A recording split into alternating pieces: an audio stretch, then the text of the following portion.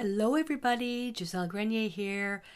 This is our final challenge for the violet segment, and this is going to be a fun one.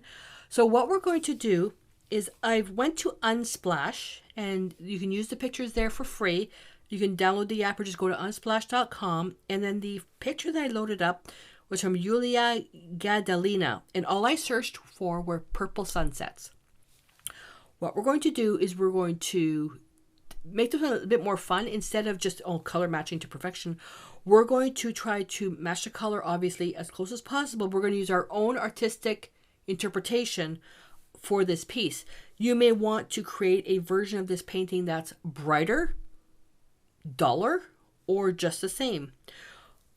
One of the challenges though is going to be here is, first of all, we're going to create a gradation going from a violet down to a red violet and back down to a violet for the sky.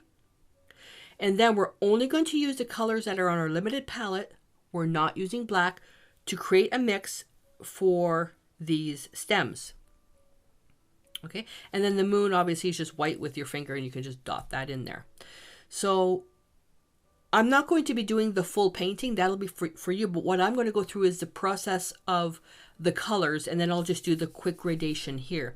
Your challenge is going to be to create the color mixes and the painting, and you need to show your work for the mixes as well.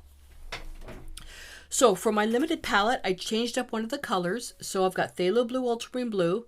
I did bring out quinacridone violet, permanent alizarin crimson. I did not use naphtha red light because I know that that color is not going to work, and I am going to need something a little bit brighter than permanent alizarin crimson that's closer to violet. I do have my Hansa Yellow Medium out here. I don't know if I'm going to need it. And then I've got my opaque titanium white, the Decor Art Traditions lines. I've got the colors out here except the yellow because I'm not sure if I'm going to need it. So the first thing we're going to look at is we ask ourselves the question. So what color is it? Well, it's purple, so we know that. Then you turn around and you would mix up your favorite purple. Okay, so yes, you can do that. If you want to use your artistic interpretation, artistic license for that, then you can try to say, well, no, I want the exact same purple. So you're going to go build on all that you've learned so far to create that. So this is where the charts come in handy, that you can use the charts and kind of put them next to the picture to see what comes close. Dioxazine purple would work for this, by the way. So you would just come in and do some checking. Not everybody has dioxazine purple, so you're going to mix with your primaries for something close. I want to experiment with working with phthalo blue and quinacridone violet because the purples that are only made up were with phthalo blue, alizarin crimson, phthalo blue, and naphtha red, and phthalo blue, naphtha red light. I didn't actually try quinacridone violet, and I think that actually would make a good mixture for this, so we're going to see. So you can turn around and use this particular sky if you want. Also, keeping in mind, if you're going to be color mixing for this exercise, you need to do it under the same light if you're going to be doing it over multiple sessions. Because the lighting on what you're going to see here will change depending on where you're sitting, where the light is facing. My window is open, so if I were to do this exercise tonight when it's dark outside, it's going to look completely different. Okay, so do it under the same lighting conditions. So what color do I see? I see purple. Well, that's okay. So now let's try. This is where I'm going to check some color mixes. So with the quinacridone violet, I already see that phthalo blue is killing it. So let's see what we get here. That's too blue. That's too blue. Yeah. Oh, wow. That's a pretty blue. So I really need to go into the quinacridone violet, like much, much more. And I also should have rinsed my brush better because we don't want any white in this yet.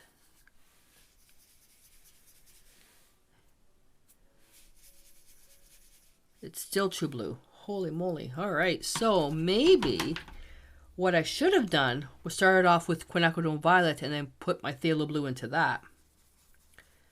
Phthalo blue just may be the wrong blue. I know it's the wrong blue, but I want to go through the process with you. Okay, so definitely that's a purple now. So look at this. So does that, even match? No. So we're going to have to kind of get something in between, something a little bit. See, on the monitor I'm looking, this looks blue. This picture looks really blue. But when I look at my phone, it looks purple. So what do I use? I'm going to use my phone. I'm not going to use the monitor. I'm going to use my phone to judge the color. So let's just mix a little bit more of that in there. A bit more white. Ooh, okay, here we go. There we go. I like that. That's actually pretty good. That's pretty good. I keep looking at the monitor and I go, it's wrong. But now let's repeat the same thing now with ultramarine blue and quinacridone violet.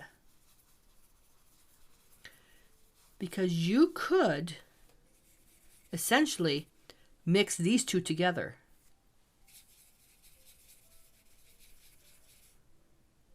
Okay, that is good for in here. So we will end up mixing the two together as we create our gradation. So for the sky color, this, I'm wondering if it's a little bit more purple. This is where we're going to turn around and look at the alizarin crimson. We need to make that a little bit brighter. So I'm going to take this mixture here. I'm going to add a little bit more alizarin crimson to it, or a little of alizarin crimson because we didn't add it before. It was quinacridone violet. It's just not strong enough. Make sure you clean your brush each time. So you can see here now this is more blue. This is more on the red side.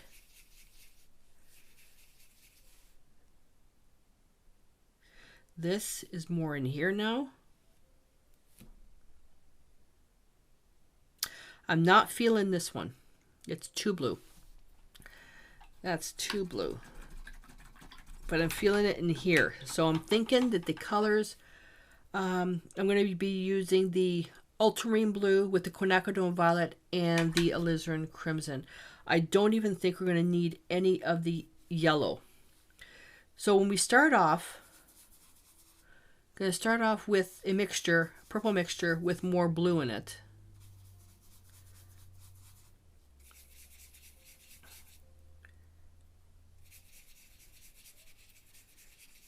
Yeah, so that's better. It's a bit more blue. So I can turn around.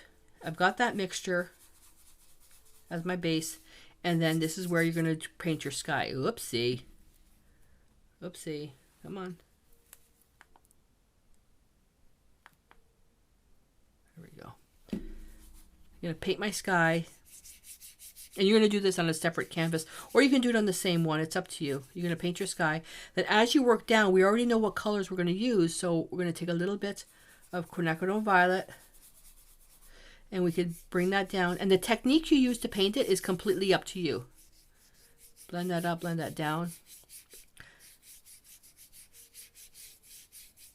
Wet on wet would be easier, but you don't want to do wet on wet with white gesso on it because it's going to completely change the color. Then as we go down, we'll take a little bit more red and bring that down a bit more. And I've don't have enough paint, but you can see what I'm doing here, right? So that changes the value or the colors because now we have to actually lighten that up a speck. And this is where you might kill it. Just use a little bit. Just use a little bit of white to lighten the value. And then of course you're going to blend everything in between to get something seamless. When you're doing that, make sure your paper, your painting surface has gesso on it because this is just sucking into the paper. This is though showing the good a good thing for transparency. And then you can get, oh, yeah, I need to make up more paint. I need to make up more paint. And now if I were to go back and put my mixture here, it's going to be completely different. That's more purple. That's actually the right color, so I could add more blue. This up at the top is a violet that leans more towards blue. Not quite ultramarine blue. And then as we work down, now we're going to go down to a bit more of the violet, quinacridone violet now, and bring that down. You will need to add a little bit of white.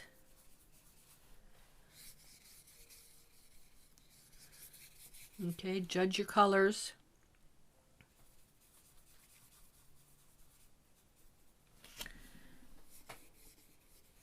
And the good thing when you're working with white is that you can play with that color quite a bit. If it's just with values, you can always add more color to change the value. Now we got to go to something a bit more red. It's a very small piece that's down here. It's very small. At this point now you've done all your mixes already. Even more. There we go. It's a very small patch, but then it goes right up to blue. So I'm going to clean my brush while it's wet. Go up to the blue. Go down here and then blend. See, it's already drying. So when you're working your colors, just make sure you blend in between. And if your painting surface has gesso on it, then you'll be able to blend a lot easier. Then you can let it dry. Then you can go over it again if you need to adjust. And then from there, I'm just going to dip my brush into some white paint and wait for that to dry. And there's the moon. It's a sucky moon, isn't it? So we've got the basis for that. And now as this is drying much darker than what I see over here. And this blows my mind how off the color is on my monitor. My monitor, this is so blue. This is actually ultramarine blue when I look at my monitor. But if I look here, this is much more purple. I wonder with all the videos I've been doing how off I've been because I've been using the monitor to judge my colors. Should be looking here.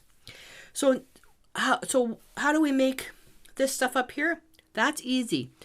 You take the darkest mixture you can come up with chromatic black, but we're only using these colors. So what do? We take something that's intense with something else that's intense. Phthalo blue and alizarin crimson. We just want to make something that's so dark.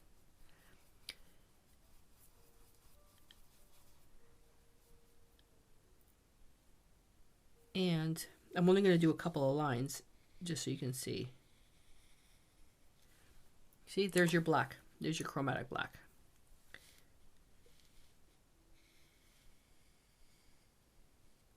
I'm just doing little